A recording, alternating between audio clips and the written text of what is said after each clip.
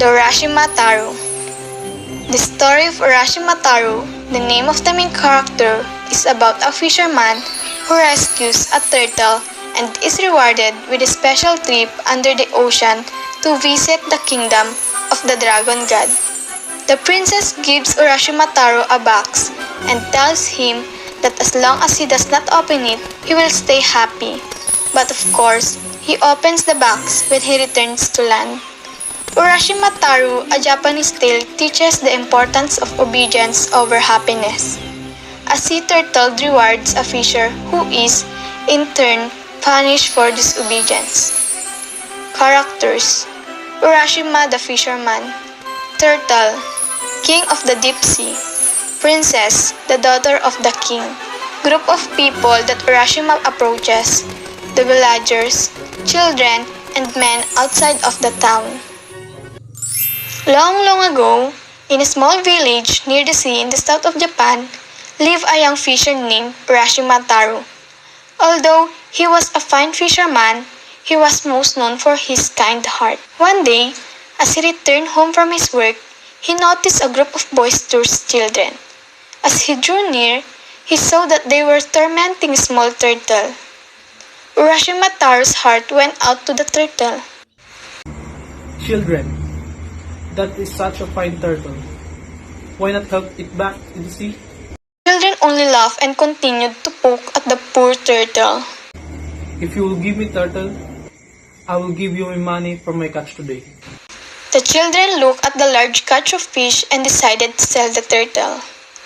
The kind-hearted fisher spoke softly to the turtle. You, my friend, will live alone and a full life in a beautiful sea.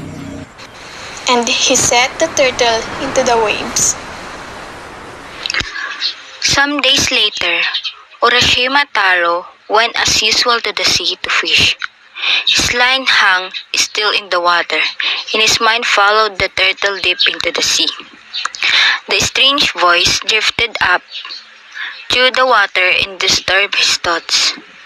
When he turned his attention to the world around him, he saw a large and ancient turtle at his side. Urashima Taro-san, I am the one you saved from the children. As your payment for your kindness, I am here to take you into the presence of the king who lives beneath the sea. I will carry you on my back, and although we must travel far, we will soon complete our journey. Urashima Taro left his fishing line behind to slide into the green sea. He rattled the turtle shell and grabbed the front of the strong front flippers. No sooner was he settled than he found himself gliding down, endlessly down. As the light from the sky dimmed and disappeared, a new light glimmered ahead. The turtle swam directly to the light.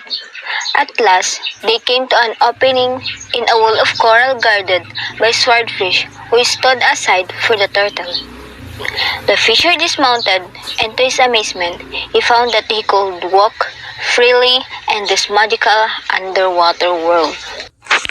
The turtle guided him down, glittering avenues lined with waving sea grasses. Behind the grasses, curious buildings of pale yellow, pink, blue, green, and violet turned their faces to the passers-by. Seahorses, dolphins, jellyfish, and crabs mingled in peace and harmony. All gave obeisance to Urashima Taro. A vast square, wider than the whole of the fisher village, led to a sweeping stairway that took the travelers to the door of a majestic palace. Servants stood aside and bowed low as the turtle led his guests into the throne room. The turtle and the fisher knelt and bowed before the richly robed king. Is this the fisher who saved you? Yes, Majesty. Come, fisher. We have prepared a grateful entertainment for you. Urashima Taro raised his eyes. My daughter, A beautiful young princess rose from the throne below to the right of the king. Her many kimonos blended the colors of all the fish of the coral reefs. Her sleeve reached the tatami. Her long hair like black silk was crowned by a royal headdress. She bowed as she turned to Urashima Taro. He in turn fell to his knees and pressed his forehead to tatami. My daughter will be your guide. Fisher, helper of the wise turtle, follow me. Mataru rose and followed the princess. Together, they visited the sea creatures, both those the fisher knew from the home and the others more wonderful than he had ever imagined. Together, the princess and the fisher banqueted on delicacies brought from the seven seas and prepared by the best chefs. Together, they read from the old scrolls. Every day, lobsters and crabs played the biwa and the koto. Dolphins, whales, and squid danced while tuna fanned their princess and her guests. The sights, sounds, and tastes were beyond any the fisher had ever experienced in his life about the waves. He lost track of the time as he listened to strange music, ate royal delicacies, and read the tales of the old ones from the sea. One day, he began to miss his home. Although he tried to keep his spirits happy, the princess guessed his thoughts. It has been our pleasure to share our life with you here beneath the sea, to show our appreciation for your kindness to the turtle. Now, we understand that you wish to return to your own home. Your Highness, you have been so kind to me. I do not want to appear ungrateful, but in your wisdom, you have guessed correctly. We know your kind heart. We understand your gratitude. Now we have summoned the turtle to take you back to your own home above the waves. We have a gift for you. It will bring you The happiness. princess held out a black lacquered box, beautifully made and decorated with the most precious art of the sea. It was tied with an elegant red ribbon. As long as you own this chest and leave it close, happiness will be yours. Urashima Taro received the chest in both hands and bowed low. I guard it always as a remembrance of your kindness.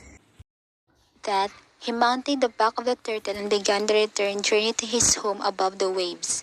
In what seemed like no time at all, the fisher found himself standing on the same beach where he had rescued the turtle.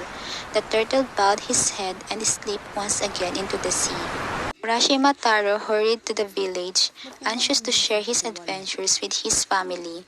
But to his amazement, all was changed. Search as he might, he could not find his home. When he asked after his family, only the oldest men of the village knew of them, and they knew only old stories of the fisher and his parents.